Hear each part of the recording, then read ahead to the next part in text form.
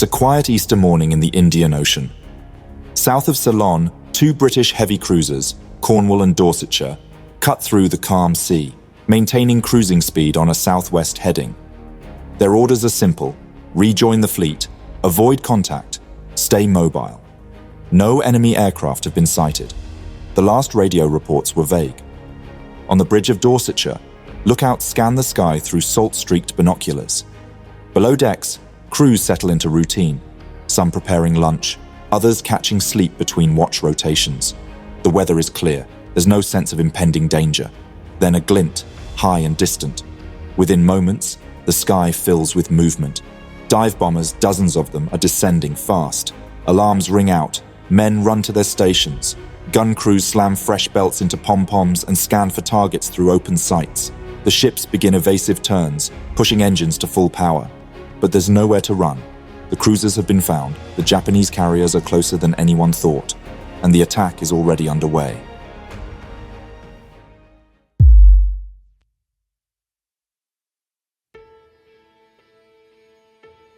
By the spring of 1942, the Royal Navy in the East faced a deteriorating strategic situation. In the preceding months, Japan had launched a campaign of rapid expansion across Southeast Asia, culminating in the fall of Singapore and the Dutch East Indies.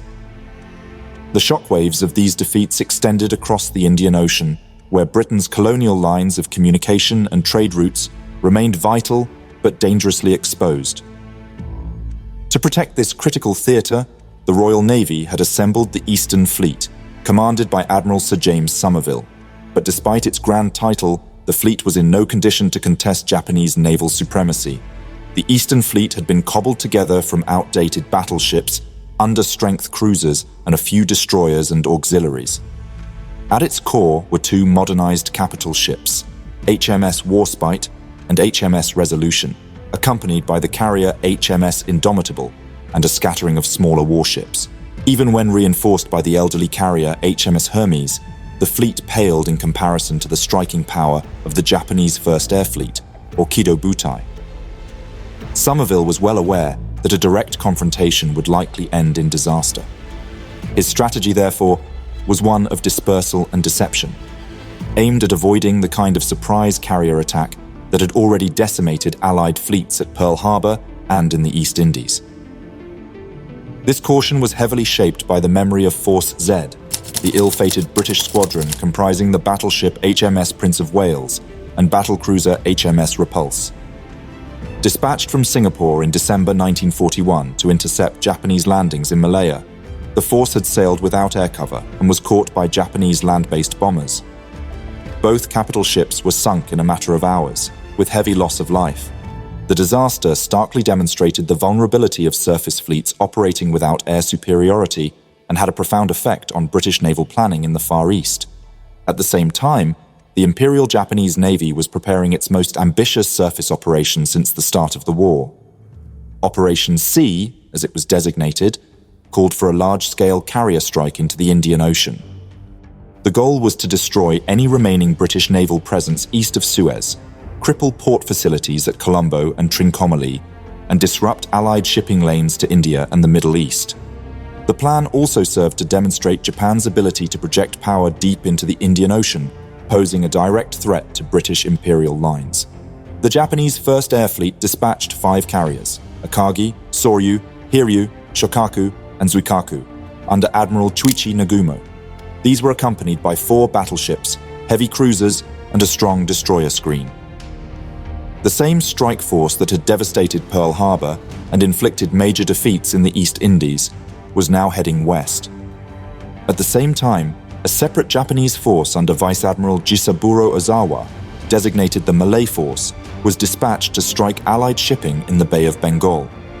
This formation, composed of the light carrier Ryujo, 6 cruisers, and 4 destroyers, operated independently from Nagumo's main carrier group. Beginning on April 1st, Ozawa's force swept the bay, sinking over 20 merchant vessels in a matter of days. While not part of Operation C itself, the Malay forces' attacks were coordinated to coincide with the broader Indian Ocean offensive. Meanwhile, Nagumo's Kido Butai had entered the Indian Ocean not through the heavily patrolled Malacca Strait, but via the Sunda Strait and a wide sweep south of Java. From the British base at Colombo, intelligence sources, including the Far East Combined Bureau, began detecting signs of Japanese carrier movements, but the information remained fragmented and inconclusive. Although the Japanese maintained strict radio discipline, enough fragments emerged to suggest the presence of multiple fleet units heading westward. These concerns were echoed by reports from Catalina patrols and isolated shipping contacts, though none were yet definitive. Somerville recognized the danger, but lacked the tools to respond decisively. Radar coverage was limited, and long-range air reconnaissance was scarce and often delayed. While Catalina flying boats operated out of Ceylon, their sorties were hampered by poor weather and the vast area of ocean that needed to be patrolled. Nonetheless, by early April, intercepted radio traffic and scattered sightings strongly suggested a Japanese task force was approaching. To prepare for the anticipated attack, Somerville divided his fleet into two forces. Force A, under his direct command, consisted of the fleet carrier Indomitable, battleships Warspite and Resolution, and several cruisers and destroyers. This force was ordered to operate west of Ceylon, near the Maldives, ready to intercept Japanese movements or retreat if necessary. Force B, under Rear Admiral A.E. Palliser, included older and slower units like HMS Hermes and the cruisers Cornwall and Dorsetshire. These were kept further east, closer to Ceylon, with orders to avoid decisive engagement and fall back on the ports if threatened. Cornwall and Dorsetshire were undergoing minor repairs and resupply in Colombo when Somerville's orders arrived. On April 4th, with the threat now deemed imminent, both ships were sent to sea in haste.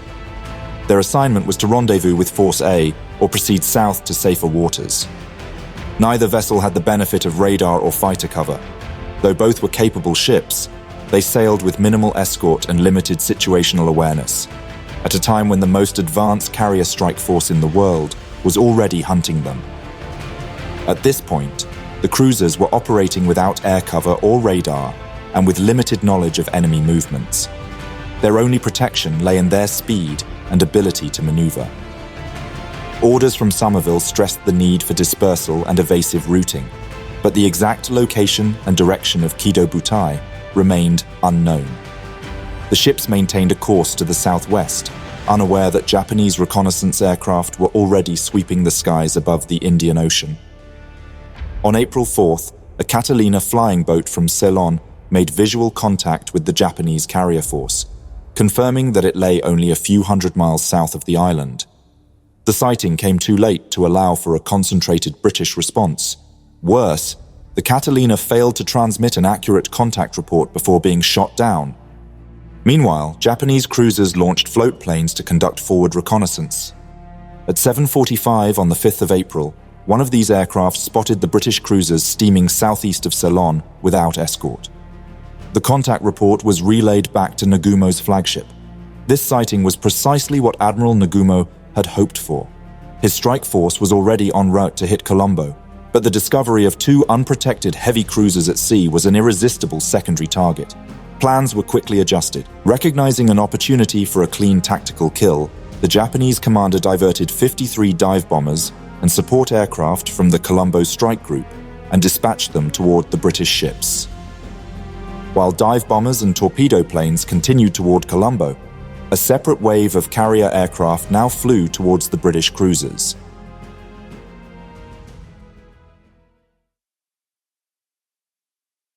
The morning began uneventfully. Somewhere in the vastness of the Indian Ocean, south of Ceylon, HMS Cornwall and HMS Dorsetshire steamed in loose formation, roughly 12 miles apart. The sea was calm. The skies above were pale and clear. Both cruisers were making 25 knots, heading southwest on a course intended to bring them closer to the main body of the Eastern Fleet. Unbeknownst to their crews, a Japanese float plane, launched from the heavy cruiser Tone, had spotted them nearly an hour earlier. The reconnaissance report was clear and direct. Two British heavy cruisers, unescorted, steaming away from the coastline. Admiral Nagumo, already en route to strike the port of Colombo, diverted part of his air group for an opportunistic attack. From the flight decks of Soryu and Hiryu, 53 Aichi D-3A-1 Val dive bombers lifted off. These carrier-based aircraft had proven their mettle over Pearl Harbor. Each plane was armed with a 250 kilograms general-purpose bomb fused for delayed detonation, ideal for deck penetration. Fighter cover was deemed unnecessary. No British carrier aircraft had been spotted in the area, and the cruisers themselves lacked any effective air defense beyond their own guns. Aboard Cornwall and Dorsetshire, there was no sense of worry. Although both ships had gone to higher alert following news of a possible Japanese carrier strike force in the region, the clear weather and absence of air contacts allowed for a degree of cautious optimism. Gunnery drills had been performed early in the morning. Lookouts scanned the skies with regulation discipline. Anti-aircraft batteries stood ready, but no aircraft had yet been spotted. That changed at 10:30 a.m. Lookouts aboard Dorsetshire reported distant silhouettes in the eastern sky, low, fast, and closing. Within seconds, it was clear. Enemy aircraft were inbound. Orders to action stations were given almost simultaneously aboard both ships. Gun crews scrambled into position. Hatches slammed shut. Engines were ordered to full power. The ships began evasive zigzagging, banking left and right at intervals, throwing up frothy wakes behind them. Their hope was to outpace or confuse the attackers long enough to reach rain squalls reported to the south, but there was no escape. At approximately 10:45 a.m., the first wave of Japanese dive bombers began their attack. Descending from 10,000 feet in staggered intervals, they came in waves of 3 to 5 planes. Dorsetshire was hit first. A bomb tore through her quarterdeck, exploding in the aft engine room. A second struck amidships, starting a fire in the mess deck and knocking out her main communications circuit. The ship shuddered, slowed, and began listing slightly to port.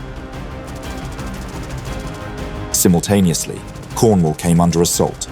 Her 4-inch dual-purpose guns opened up at maximum elevation, the air filled with flak bursts and orange tracers. But the dive bombers remained undeterred.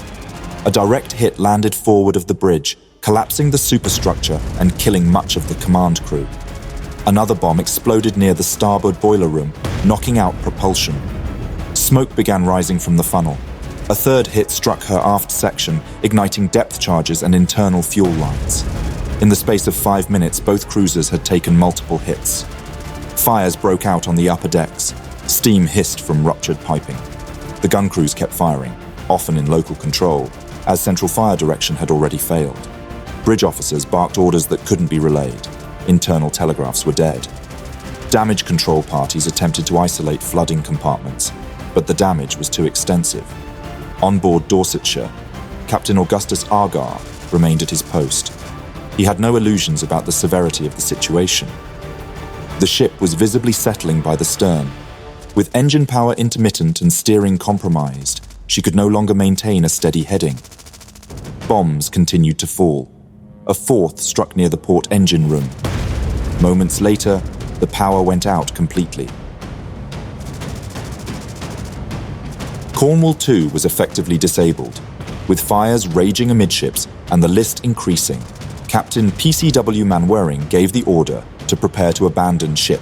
The main deck was already awash. Anti-aircraft fire had slowed. The last functioning gun, a single 2-pounder pom-pom, continued to spit defiantly into the sky before falling silent. By 11 a.m., the final wave of VALs made their pass. Neither cruiser could maneuver. Lifeboats were being cut loose manually. Rafts were pushed overboard, fire and smoke enveloped the upper decks, ammunition lockers were flooded or exploding, bulkheads twisted with the pressure. Internal flooding, especially aft, accelerated both vessels' downward angle. On Dorsetshire, the crew attempted to deploy Carly floats while dodging falling debris. Many men leapt directly into the sea. The order to abandon ship was given verbally, shouted down passageways and relayed by runners. Within moments, the cruiser rolled to port and slipped beneath the surface. Cornwall followed soon after. Her list reached 40 degrees. The hull cracked aft. Men still clinging to the railings were hurled into the sea as she sank beneath a slick of burning oil. Japanese aircraft circled overhead, but did not strafe survivors. The final dive bomber banked away and returned east, back toward the carriers. The sea was suddenly quiet. Wreckage floated in patches. Hundreds of men struggled in the water, clinging to rafts or floating debris.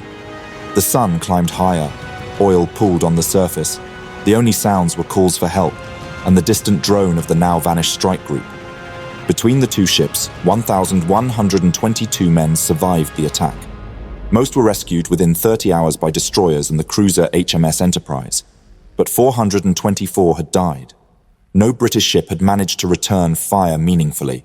No fighter had launched in support. No warning had come in time. The cruisers had been located, targeted, and destroyed within the span of 20 minutes, victims of the most experienced naval air force then operating in the world. And they would not be the last. The sinking of Cornwall and Dorsetshire revealed, with brutal clarity, how far the balance of naval power had shifted.